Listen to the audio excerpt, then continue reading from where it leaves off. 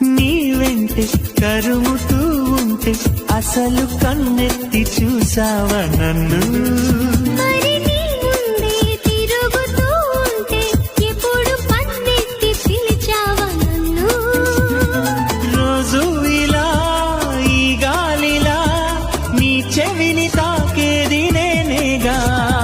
మామూలుగా మాట్లాడక ఈ గాలి గోలేటి చిత్రంగా. కలుసుకో త్వరగా కలలు నిజమవగా.